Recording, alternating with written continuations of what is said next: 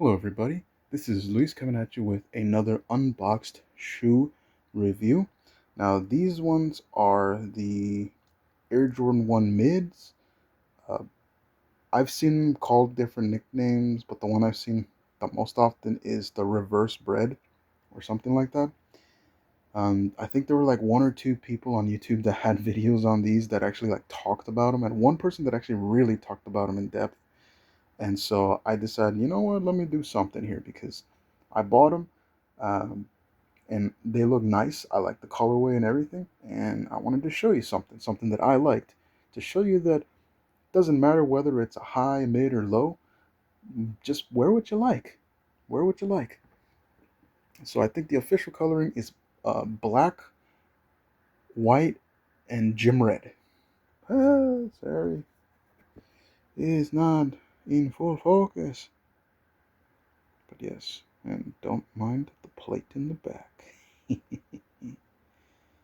But let's say you got that white swoosh, white midsole, black side panels, black toe box, red mudguard, red flaps towards through the eyelets and the heel, and a little flap on the back, and black top, black interior.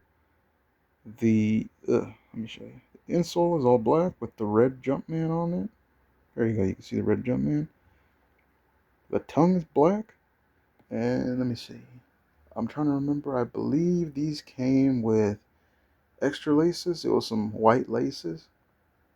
Yeah, they came with black and white laces. I took off the white because, as you all know, I dislike white laces with a passion. I do not like white or sail at all in laces. If I have the option of black or anything else besides white, I will use it. And I like black for this because it just fits. It looks badass. It looks awesome. Now, the outsole, ugh, it's nice red. It's beautiful. Beautiful, beautiful. And this is honestly a beautiful shoe. And I actually got it pretty dang cheap too. Because nobody likes mids. Who figured? And I will have a little comparison of mids to highs because everybody likes talking crap about mids, but mids and highs don't have much of a height difference. But either way, we'll continue. So this leather, it's okay. It's okay. When I first got it, it was very stiff. I'll tell you, it almost felt like plastic. It legitimately did. I'm not gonna lie to you. But once you get in a couple of wears, and with the heat from the foot, depending where you live, right? But I feel like the more heat you add to leather, or the more heat it's under, the softer it'll get. And I'm by heat I mean just natural heat from your foot, from your leg, heating up the leather a little bit, making it a bit more pliable, a bit more flexible. And not just that, but using the shoe. The more you use this shoe, the softer it's gonna become. And it's not gonna be premium by any means. It's not. In fact, I would say this is probably below mid standards for leather, but it still feels nice after after you use it a couple of times. It starts feeling a little bit soft. I will say right off the bat, this red leather part, all around was pretty soft, kind of soft. At least this part from here to here, all this red here was the softest. Everything else was stiff. This is super stiff. This was stiffer, but not that bad. But it all has it's like a matte finish, like I don't remember if this is what it's called, matte. Like I think it's like a matte finish, but it feels very plasticish. It does. So it's not gonna feel like leather. It's gonna feel a bit more plasticky, but it is leather. This is very thin cuts of leather, very thin. Um, from what I see, this I don't know. I like the fact that this is a black toe because I'm not the biggest fans of white toes, even though I do have shoes that have reviewed that have a lot of white on it, but those have been exceptions, not the rule. Those have been exceptions. But I think this is really cool. If they made this into a high, I would. Well, actually, I believe they did. I think it was the Jordan 185 Bred that came out in earlier this year in 2025. But I'm not going to be paying hundreds and hundreds and hundreds and hundreds of dollars for that because I can use that money to buy a lot of other shoes. But I like this one. I'm not going to lie, even though I've used a lot of the highs, I've probably gotten more compliments on this just because it's such a cool colorway. Like it's super cool. The color blocking is awesome. I'm not gonna lie, I'm glad that the swoosh is white, which by the way, for whatever reason, the swoosh was probably the one bit of leather that felt really, really soft now that I think about it. Even though it's like it's the synthetic type of leather, but it feels soft, which is weird. It's a weird thing to say, but it does. It feels very like soft, at least this side. More quality control stuff, right? But you got the white Jordan logo, Wings logo on top. But yeah, it's a pretty cool shoe, I'm not gonna lie. And I would recommend it to anybody who likes this kind of color, this color scheme and this color blocking. It's really cool. I think it's very balanced, especially because usually I've seen a lot of shoes that have this red and black Chicago kind of colorway. They usually negate with the swoosh. They'll either make it black or red, which looks all right, but I feel like it goes a long way to have a little bit of white in here because there's already so much black and red everywhere, and this little bit of white just gives it a balance.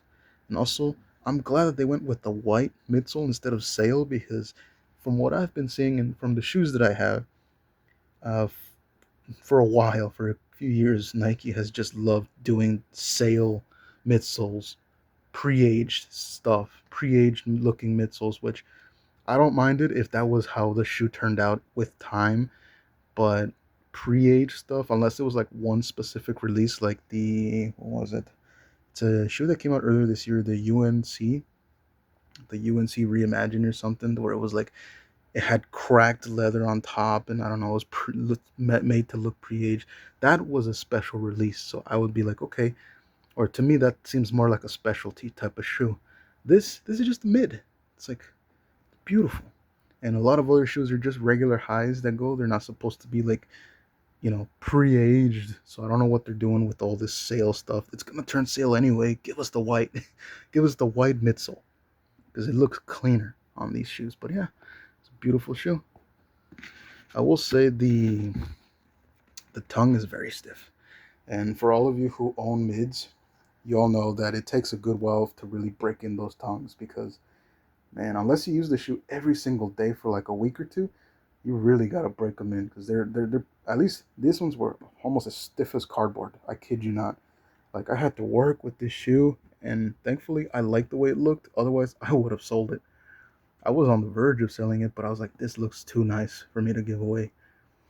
Like the quality was not there in terms of the leather, but it was decent enough to like, all right, I can try it, and if it sucks. Like if it's super stiff and doesn't get any slightly better, I'll just sell it or something. But no, I like this. This is a very unique shoe because if I were to get this in a high, it'd probably be like $500. No joke. And now for what I wanted to show y'all. Let me try to get one.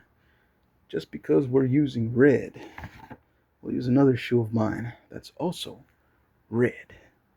This is Jordan 1 High. This is a mid. Don't compare leathers. We're not here to compare leathers. We're here to compare height. And let me show you the difference between a mid and a high. Let me, so we can make it even right about there. That's the difference. Literally like probably like less than a quarter of an inch of a difference. Centimeters, literally centimeters. Well, let me show you. They're lined up. Pretty even. It's just the design of the high is a little bit different, so it stands a bit higher. But when we touch them midsole to midsole, that's the difference in height. That's what everyone goes crazy over. They're like, the mids aren't high enough. Really? Centimeters of difference. A few centimeters difference, and that's what you're telling me that this is the same. The only difference is that the quality on this, the leather quality on this is significantly higher than the plastic on this. Although there are exceptions, and I've talked about it before, and I'll talk about it again. There are, you already saw it, but there are exceptions to all these things when it comes to mids. This is a mid, and I've talked about this probably in the last video too, but this leather is amazing, and it's a mid. This is a mid. So you can see. And you're all probably sick of seeing this shoe, but that's how much I like this shoe. That's how much I believe this is an extremely high quality mid. Like really high quality mid. This is mid to low standard. This is mostly just for the look. But again, the more you use it, I feel like the softer this leather will break in. But it's not going to be anywhere near this or anywhere near this.